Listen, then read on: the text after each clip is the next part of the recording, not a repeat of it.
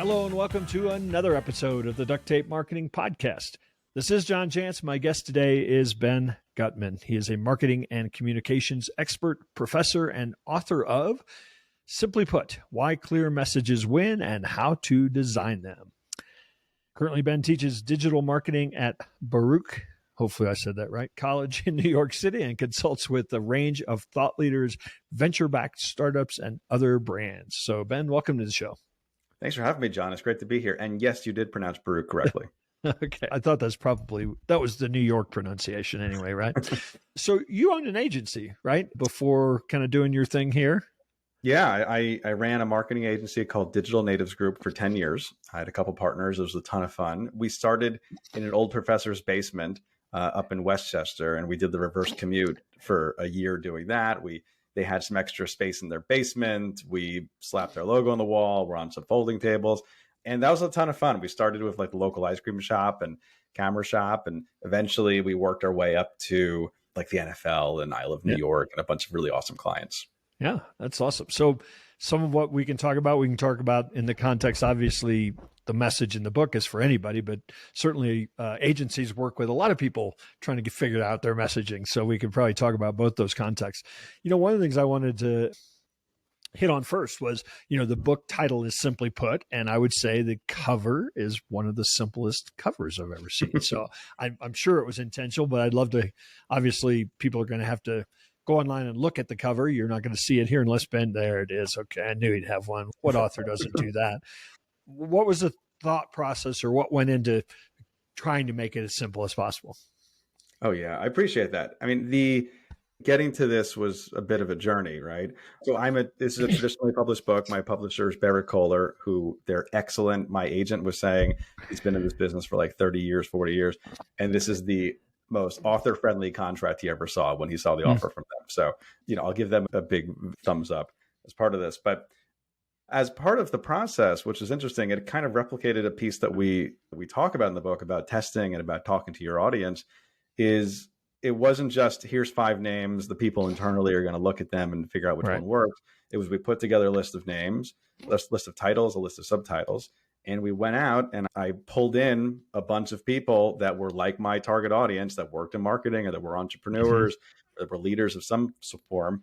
And I said, well, which of these titles best encapsulates the message I want to say in this book?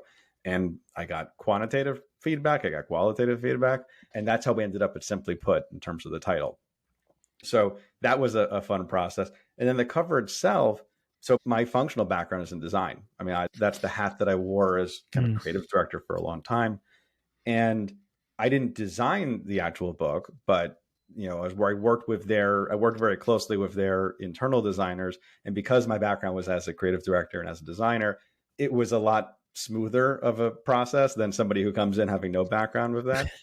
I knew exactly what words to use. I knew the colors and the typefaces that we wanted to lean towards. And we go through lots of iterations, but we eventually got to something which I feel like really stands out. So you didn't say, I'll know it when I see it, just design something. I'll know it when I see it. The great direction. I mean, a little bit. I've got plenty of little doodles in my notebook here also where I doodle it, hold up to the camera and talk to our designer.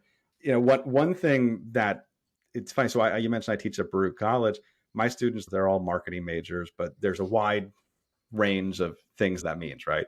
And some of them have a background in design, but I specifically include a lesson on design in my course because I'm saying, look, you might not be a designer. You might not want to be a designer, but at some point, if you're working in marketing, you're going to work with designers. And it's important for you to have the language and the base level understanding that allows you to get the best out of them. And so I think this is an interesting example of that too. Yeah, I always tell people when it comes to marketing topics, you don't have to get down and know how to do SEO, but you sure better know how to buy it. Right? I mean, that's kind of what it comes down to, the same idea. You have to understand it enough to know, what you're looking for, what, your objectives are. So let's cut to the chase. I mean, why do clear messages win? So I say this in the first page of the book there, which is why do some messages work when others don't, right? Why do some advertisements work and others fall flat? Why do some warnings work? Why do some political slogans work when others don't? And the answer is that the ones that are effective are simple And the ones that aren't are not simple always. And if that's enough, if that's it, then don't buy the book. You got it. You don't need to read anything else.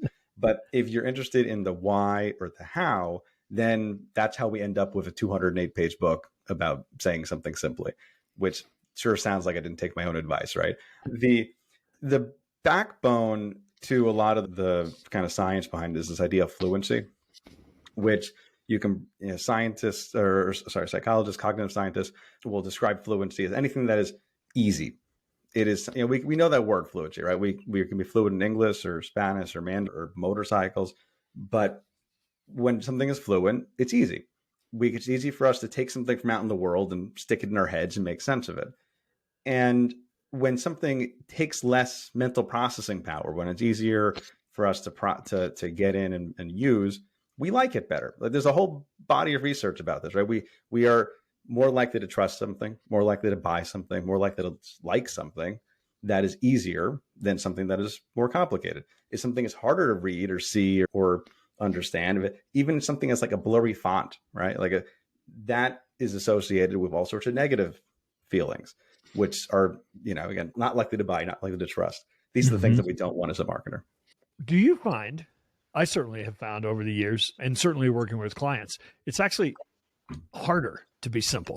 But I think sometimes people misunderstand the word simple as being, short or something like that, right? I mean, and there's really a lot more to that effective, being simple and being effective. I mean, that's kind of, I started with the point of it's harder to be, and I think that's why I always quote this. I think it's attributed to Mark Twain. I would have written a shorter letter if I'd had more time.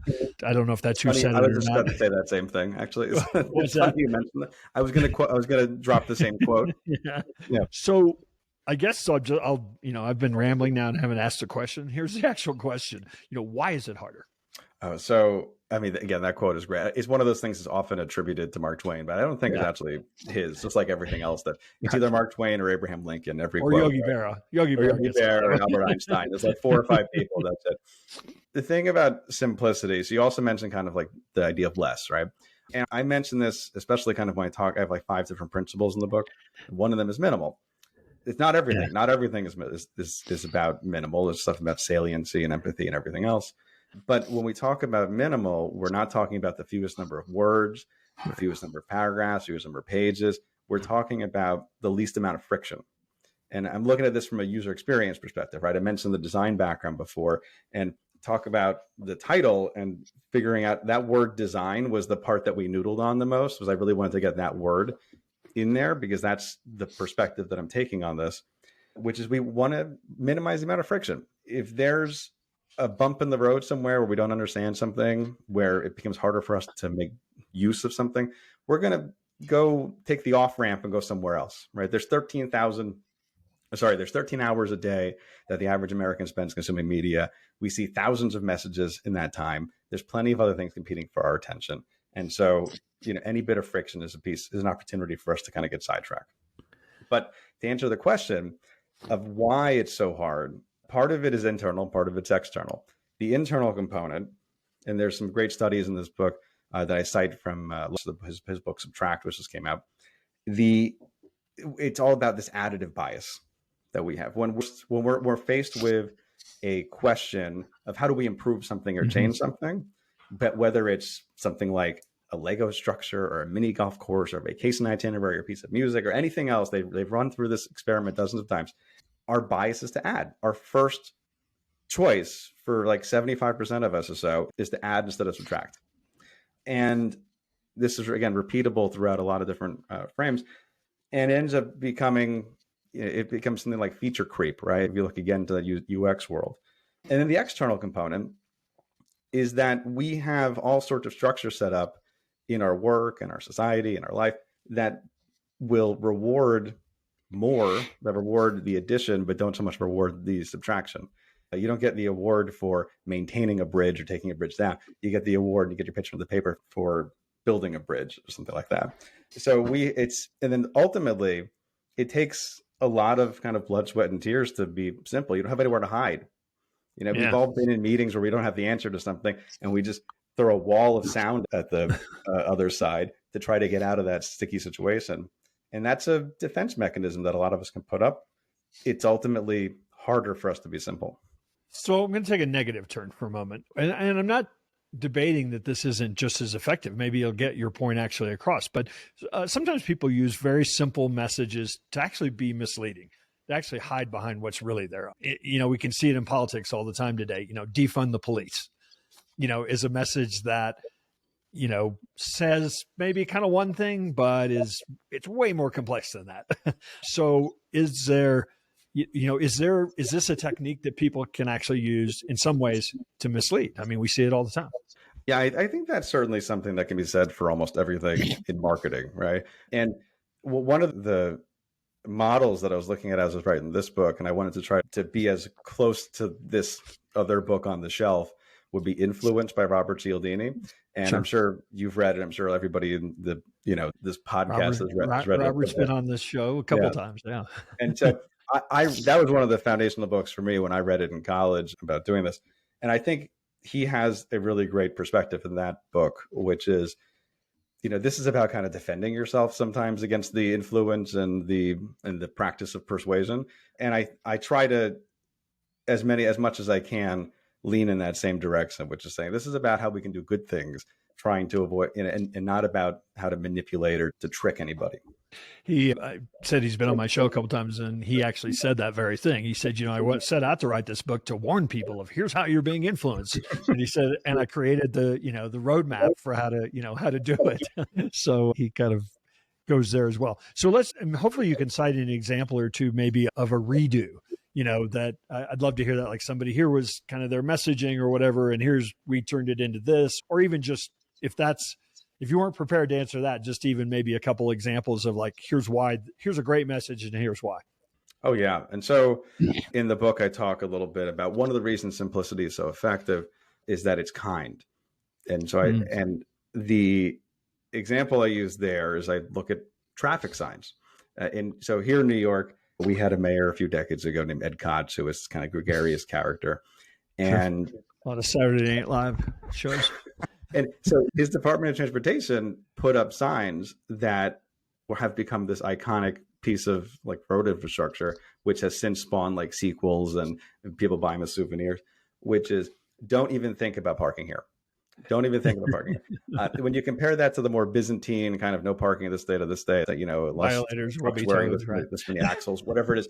One of those is kind and one of those is nice. And so kind is when you care about the outcome. It's when you care about the well-being and the fundamental nature and goodness and outcome of what you're saying.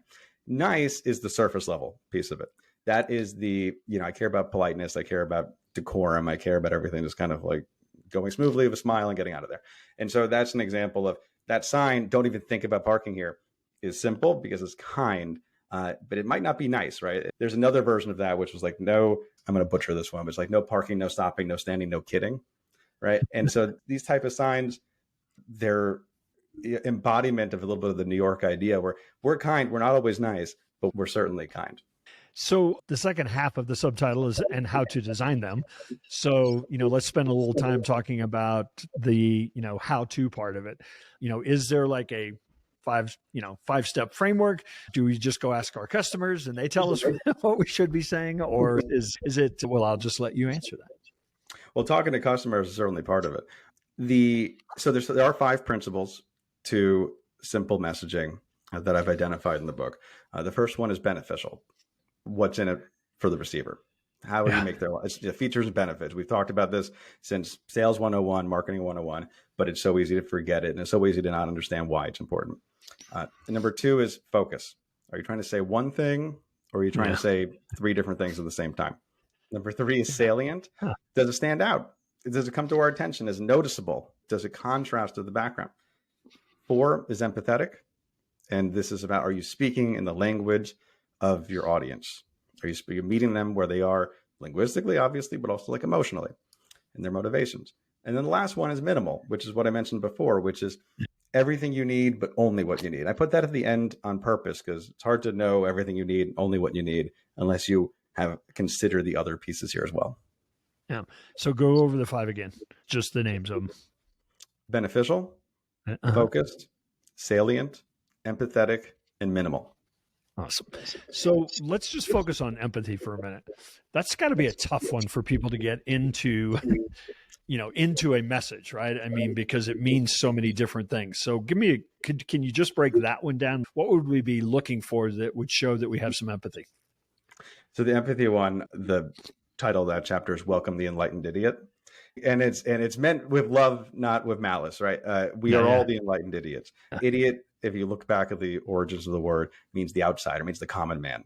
And so we're looking at what is the knowledge of the outsider.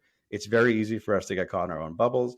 If you look at all sorts of studies, but we're much more likely to believe that our behavior, motivations, and knowledge are much more common and much more kind of normatively right than they really are in the population as a whole.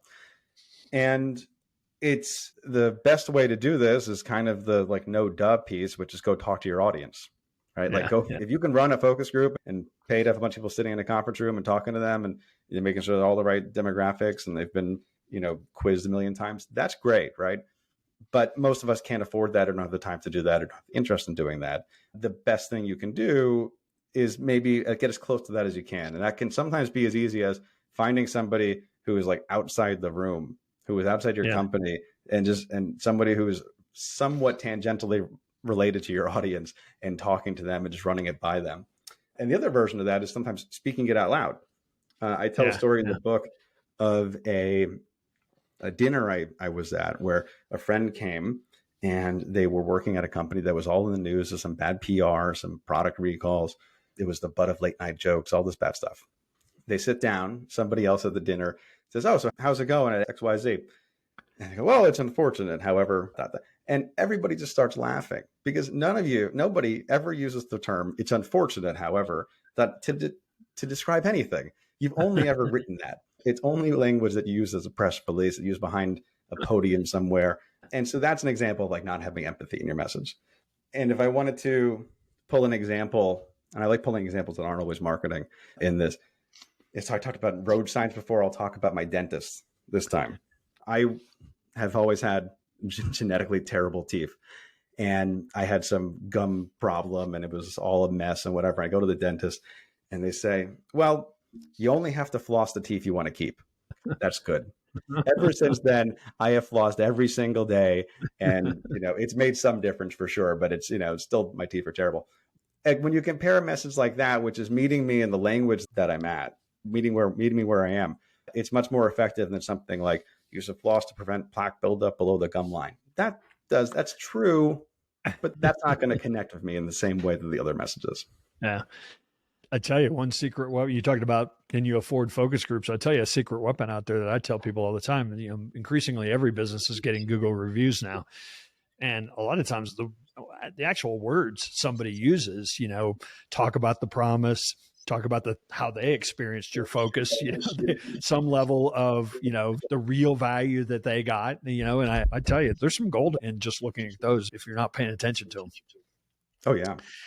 So awesome. All right. Well, we have run out of time. Ben, I appreciate you stopping by the Duct Tape Marketing Podcast. You want to tell people where they might be able to connect with you? And certainly, I guess they can enroll in one of your classes if they are in the New York area, but also where they might find your book. And appreciate it. Thanks for having me, John. I've had a ton of fun being here. So my book is out now. It just came out.